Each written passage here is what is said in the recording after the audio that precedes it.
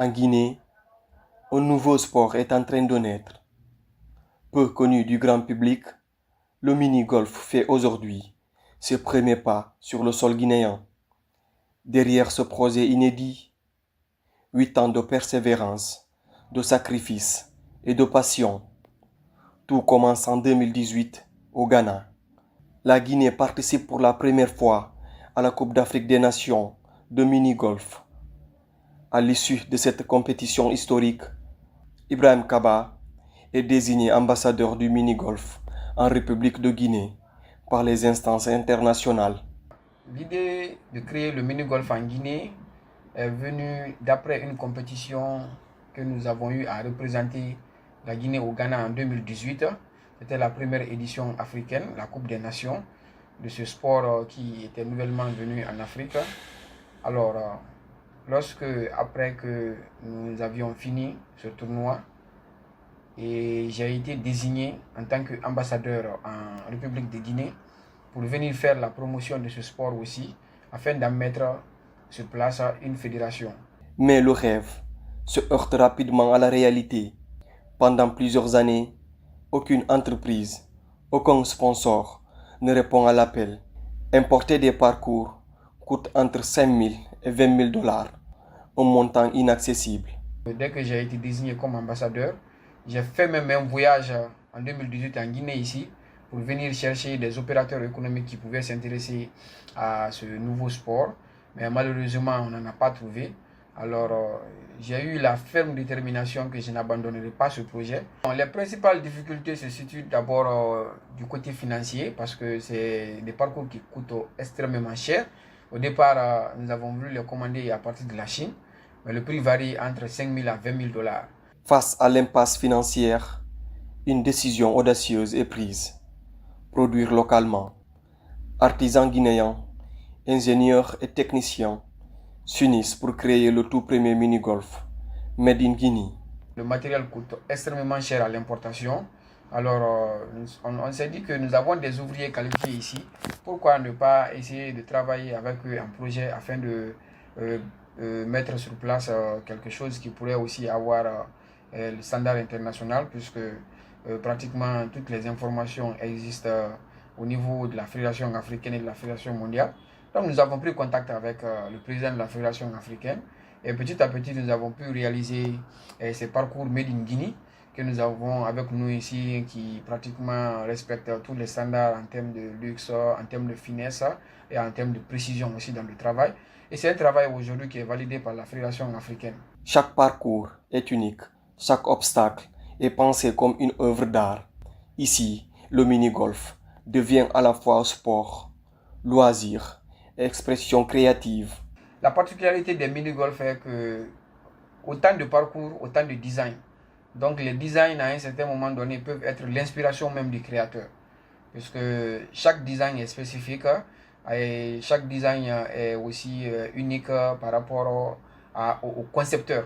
Donc c'est ce qui fait qu'on peut dire que nous avons un design pour le moment que nous avons en Guinée ici. Certes, les duplications peuvent être ailleurs, mais il y aura des petites différences en termes de particularité parce que quelque part, il y a le moi de l'artiste qui est le concepteur qui intervient aussi. C'est comme une œuvre d'art. Donc, dans la confection, il y a toujours le moi de l'artiste qui intervient.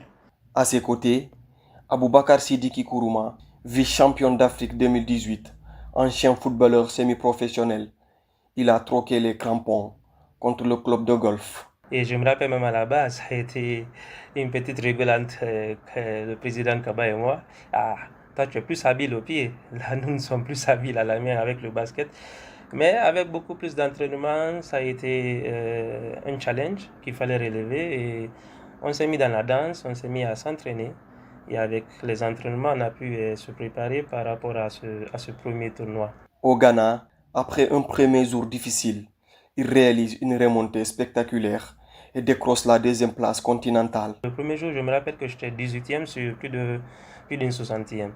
Donc le second jour, il fallait se mettre dans un état d'esprit. Il faut déjà rattraper ton retard que tu as accumulé le premier jour. Le deuxième jour, le truc a été lancé encore. Donc il fallait encore faire un troisième parcours et ensuite un quatrième. Et à la fin du troisième, je crois que je me retrouve au niveau de entre 7 8e, au niveau de la 7e, 8e place. Donc, on lance le dernier jeu où il faut déterminer les champions.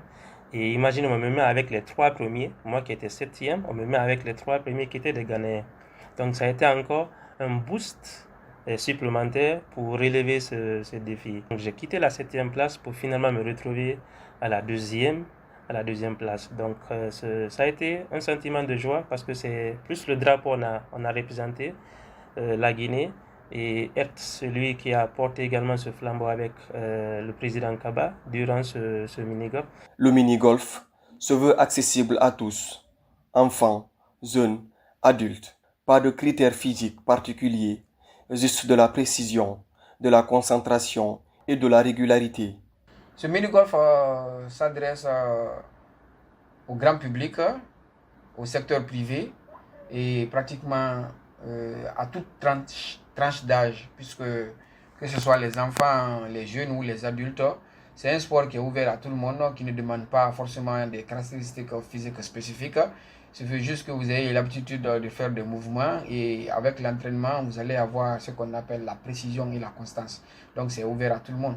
Aujourd'hui, la Guinée devient le troisième pays d'Afrique de l'Ouest à disposer d'un mini-golf. La Fédération africaine a déjà invité officiellement le pays à la prochaine Coupe des Nations, prévue en septembre. Mais déjà même, nous sommes d'office invités à la prochaine Coupe des Nations par la Fédération africaine qui a même décidé de payer notre caution à notre place. Donc nous pensons que dès après le lancement, il est impératif d'organiser un tournoi afin de détecter les meilleurs joueurs qui pourraient aller représenter la Guinée à la Coupe des Nations qui arrive très prochainement en septembre. Au-delà du sport, ce projet est un message d'espoir, celui d'une jeunesse qui innove, qui persévère et qui croit en ses rêves. C'est de ne pas abandonner quand il y a des obstacles parce que vous pouvez voir que notre histoire à travers la fabrication de ces parcours est un témoignage vivant de l'abnégation. Voilà, puisque vous pouvez le constater, c'est un projet qui a duré 8 ans avant de se concrétiser et encore à travers nos propres fonds. Cela veut dire que quand vous portez une initiative, il faut aller jusqu'au bout, il ne faut pas vous décourager parce qu'il y aura forcément des circonstances, des événements qui vont vous amener à lâcher, notamment le fait de ne même pas bénéficier de soutien des gens en qui vous pensez qu'ils pourraient vous soutenir afin de démarrer, ça ne viendra pas. Le mini-golf guinéen est né, un petit terrain, mais une grande ambition, faire entrer la Guinée dans l'histoire d'un sport mondial.